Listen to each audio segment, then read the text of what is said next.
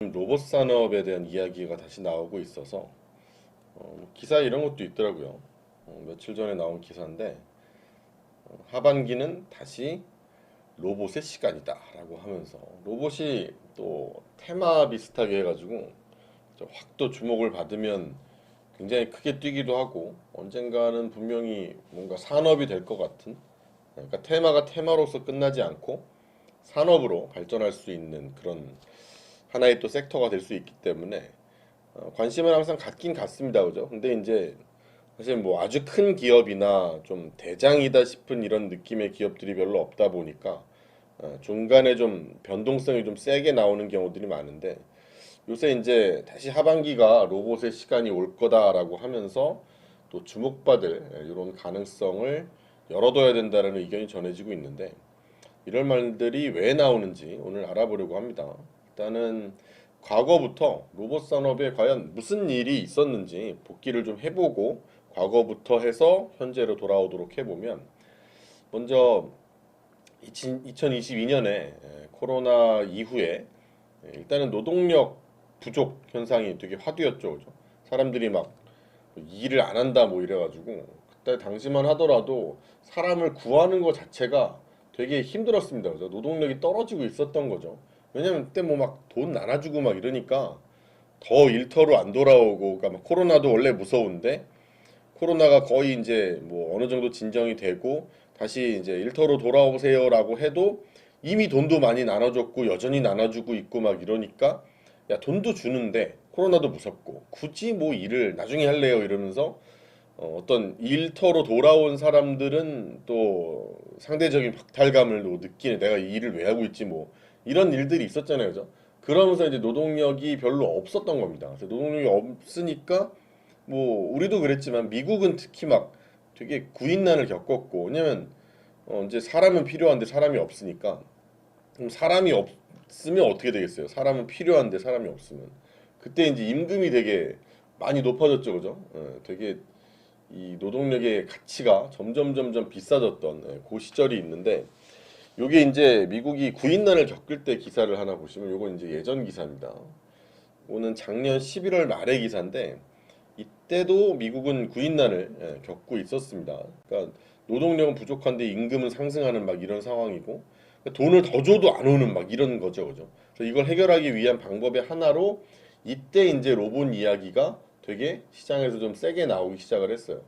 차라리 요새 뭐 그런 거 있죠. 뭐 키오스크도 있고 뭔가 앞에서 주문을 받으시는 분들이 있고, 그런데 아니 그게 필요 없고 그냥 기계로 주문하시고 우린 만들어서 드립니다 뭐 이런 패스트푸드 가면 많죠. 그죠? 그리고 요새 식당 가도 이건 키오스크라고 해야 되나, 이것도 되게 식탁마다 붙어있는 이렇게 주문하는, 뭐라 하지, 하여튼 그게 있죠. 그죠? 컴퓨터 비슷한 게. 근데 거기다 이렇게 주문을 하면 그냥 주문 누르면 이제 갑자기 좀 있다가 갑자기 갖다 주시고 뭐 이런. 근데 그런 걸로 이제 임금을 어떻게든 좀 이게 꼭 로봇이라고 볼 수는 없겠지만 이런 식으로 해가지고 이 구인난을 타파하기 위해서 로봇, 어떤 IT 관련된 기기들, 이런 산업에 관심이 좀 높아졌단 말이죠. 이 관심이 높아졌을 때 이때 이제 또 관심을 또 받았던 기업 중에 하나가 이제 솔트룩스라고, 22년 말부터 해가지고 주가가 이제 굉장히 크게 올랐습니다. 6천 원 언저리부터 3만 얼마까지, 4만 원까지 갔었으니까 굉장히 많이 올랐죠, 그죠? 이게 이제 우리가 투자를 했던 기업이고 요즘도 되게 많이 올랐잖아요, 그죠? 또 뭐 2만 원부터 해가지고 여기까지 이게 쫙 한 거의 5만 원 근처까지 쌌다가 또 최근에 또 조정을 받고 있고 뭐 이런데, 근데 이게 뭐 지금은 어떠냐? 지금은 뭐 이제 미국에 빗대어서 설명을 하자면 미국의 임금 상승률은 여전히 높습니다. 여전히 뭐 굉장히 임금이 비싼 상황이고, 그리고 코로나가 이제 뭐 이 팬데믹이라고 하는 게 종식 단계이기 때문에 거의 끝났죠. 요새 다시 뭐 마스크 잘 써야 된다는 얘기가 있긴 하지만 그래도 뭐 예전 같은 그런 정말 무섭고 그런 건 아니기 때문에 이제 종식 단계라서 코로나가 어떤 노동 시장에 미치는 영향은, 노동 시장을 부족하게 만드는 그런 영향은 확실히 줄었지만, 이게 있어요. 이제 미국이 트럼프 때부터 해가지고 이제 바이든 이전 대통령 트럼프 때부터 미국으로 공장을 갖고 와라 이런 거 했었거든요. 뭐 유식한 말로는 이제 리쇼어링이라고 얘기를 하는데, 그러니까 미국으로 또 이 기업들을 다 데리고 오는 거예요. 그러니까 또 와요 또 이 공장들이. 그러니까 이제 노동력을 필요로 하는 곳은 미국 내에서 봤을 때 지속적으로 많아지고 있는데 노동 수요는 늘고 있는 거죠. 근데 공급은 그 정도는 아니거든요. 아무리 뭐 팬데믹이 종료가 되고 사람들이 다시 돌아온다고 일터로 하더라도 사실 이게 사람은 항상 부족하고 이러다 보니까 요새 뭐 미국 실업률 같은 거 보면 진짜 낮죠, 그죠? 이러다 보니 로봇의 도입을 더 확대해야 된다라는 목소리가 이제 꾸준히 나오고 있는 거고. 그럼 이제 2022년을 지나서 23년을 맞이한 현재의 상황, 지금 요번 1분기 같은 경우에 어땠냐? 일단 로봇 산업에 이제 가장 큰 이벤트가 뭐였냐면 이 삼성전자가 레인보우 로보틱스라고 하는 회사의 유상증자에 참여를 합니다.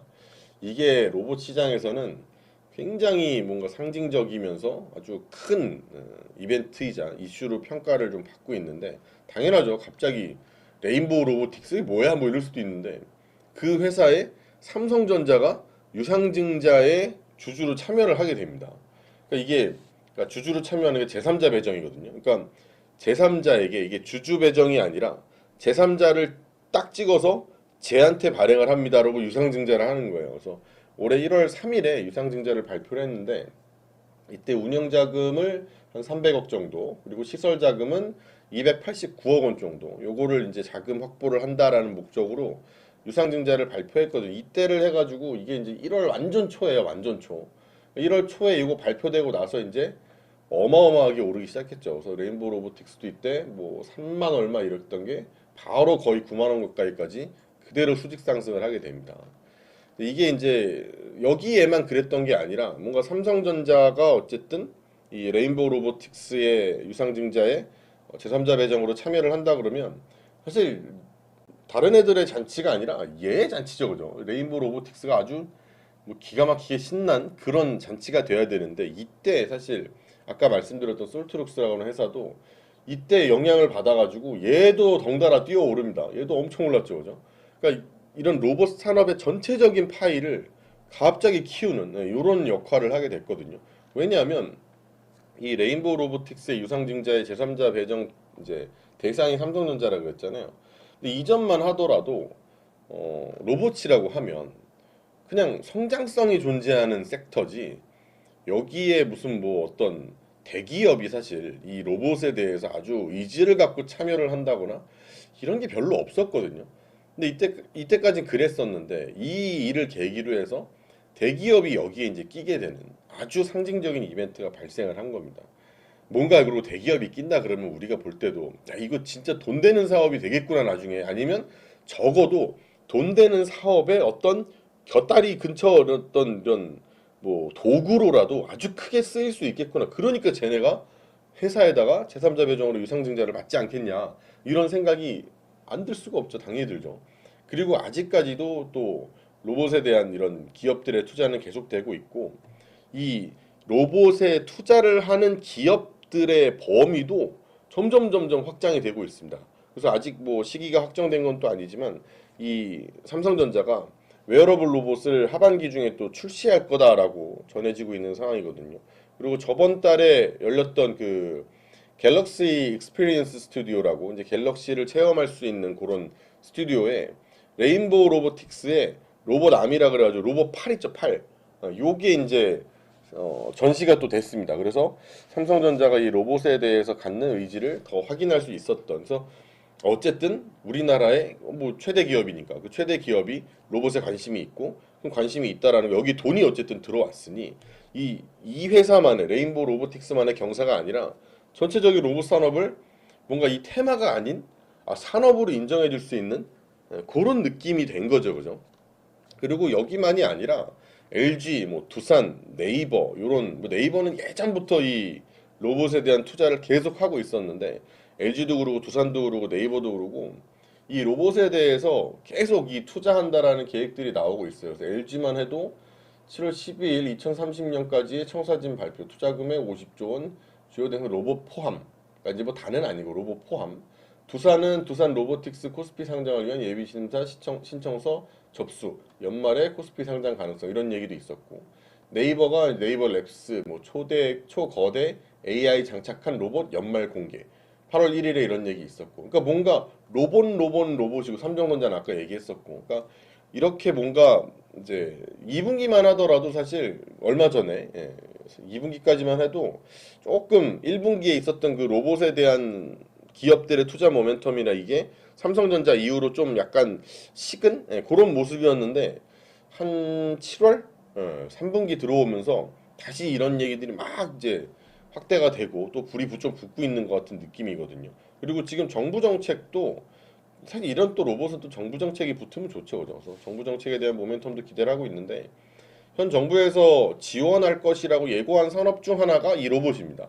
로봇 분야는 이제 작년 10월 달에 과학기술정보통신부 이 과기부에서 발표를 했던 국가 전략기술 육성 방안 12대 국가 전략 기술 중에 하나로 로봇 분야가 선정이 됐습니다. 그리고 올해 3월에 산업통상자원부가 또 발표를 했던 국가 첨단 산업 육성 전략의 6대 핵심 과제 중에도 로봇이 있었다는 거죠. 그러니까 이제 정부에서도 밀고 기업들도 좋아하고 이게 뭔가 그냥 신기하잖아라고 하는 테마로 끝나지 않겠구나라고 하는 기대감이 좀 모이고 있지 않나. 그러니까 주가들도 좋지 않나라고 생각을 하거든요.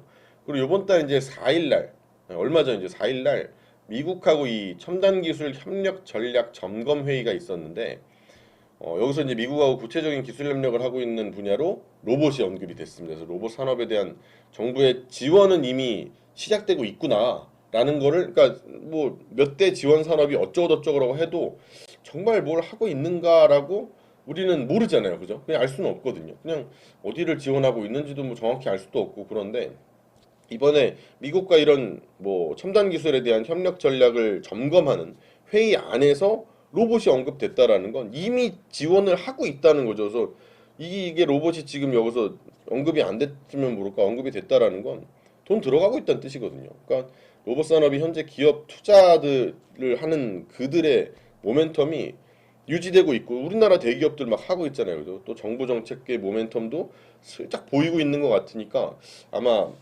2분기에는 쉬었었던 이 로봇이 하반기에 다시 또 주목받을 가능성도 생각을 좀 해봐야 되지 않을까 싶고요.